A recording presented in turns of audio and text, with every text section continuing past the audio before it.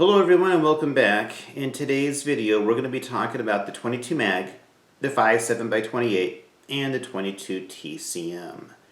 Now in recent times all three cartridges are becoming more and more popular to be carried in handguns as self-defense cartridges. Now whether or not that should or shouldn't happen, I'm not going to judge. The bottom line is this: it's happening.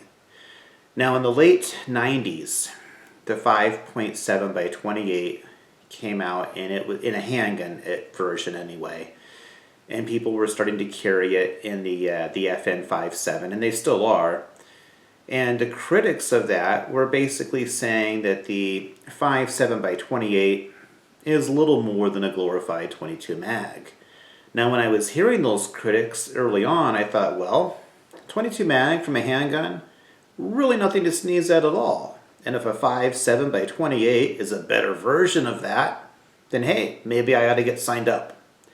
But before I could get signed up, wouldn't you know it, the 22 TCM comes out, and it's being hailed as a more powerful version of the 5.7x28. But does more powerful necessarily mean more effective? Well, we're going to look at all three cartridges in depth, you can be sure, so that you can make up your own mind on which of these cartridges is best for you if you're going to go that direction of really lightweight, really fast bullet from a handgun. If you like today's video, don't forget to click the like button and do subscribe and turn on the notifications link if you haven't already done so. And as always, we are definitely looking forward to your comments. Thank you again. Okay, for reference sake, what you're going to be looking at on the far left is the 22 mag. That happens to be the 30 grain VMAX. So here it is. In the middle, you're looking at the 5.7x28, which happens to be the 27 grain hollow point. That's the lead-free bullet. And on the far right is the 22 TCM. That is the jacketed soft point. Let's see if we can zoom in a little bit on these for you here.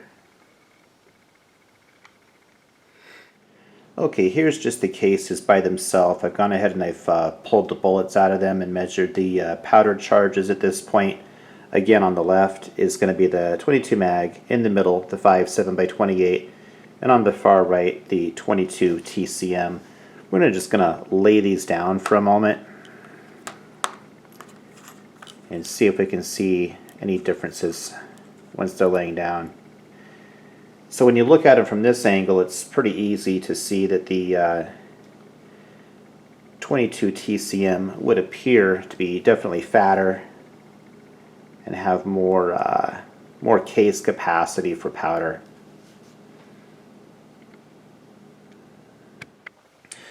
Alright, we're going to start off with the 22 mag, the 30 grain VMAX bullet by Hornady. I measured that it had 7.1 grains of powder in that case. I have chronographed these before. My 5-shot average usually comes in right around 1502 feet per second, which yields 150 foot-pounds of energy, which is approaching the 380 auto neighborhood for pure energy. In terms of the charge ratio, what I did there was I said, hey, this is a 30 grain bullet, 7.1 grains of powder. 30 divided by 7.1 means that for every 1 grain of powder in the casing, it is pushing 4.22 grains of lead downrange. Okay, next up we're going to look at the 5.7x28, the 27 grain lead-free bullet.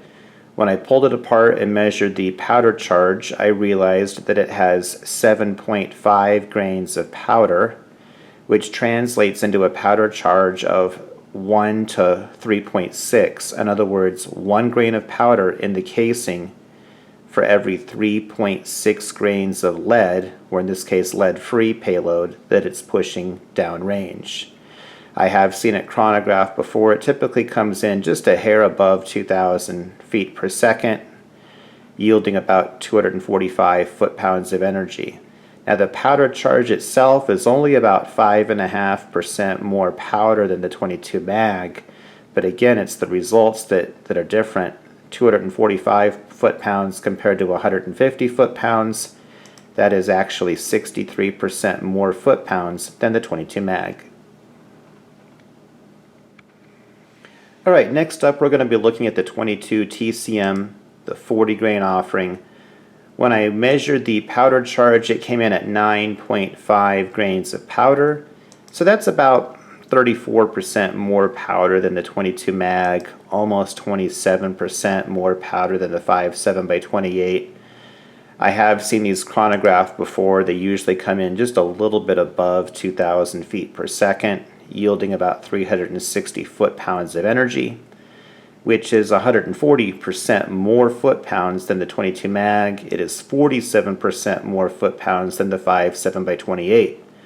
But before we are too quick to say that the 5.7 is really just a glorified 22 mag and that the 22 TCM is something of another nature, let's take a look at the charge ratio here.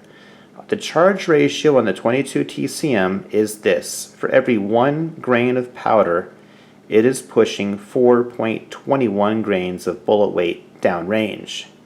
You compare that to the 22 mag, for every 1 grain of powder, pushing 4.22 grains of lead downrange. It doesn't get much tighter than that. Okay, so the bullet on the left came from the 22 mag, the bullet on the right came from the 22 TCM. Do you really see much difference between the two? Yeah, I didn't think so either. But hold that thought a moment. Okay, so the bullet on the far left is the 5.7 by 28 bullet. And even though it's only a 27 grain bullet and the other bullets are 30 grains and 40 grains, the 5.7 by 28 bullet is actually a much larger bullet. So when we look at these cartridges on paper, it would seem that the 22 TCM is the furthest thing away from a 22 mag. When we get away from the numbers for a moment and we just look at the bullets themselves and we just give it the eye test, it would seem pretty clear that the 5.7 by 28 is the furthest thing away from the 22 mag.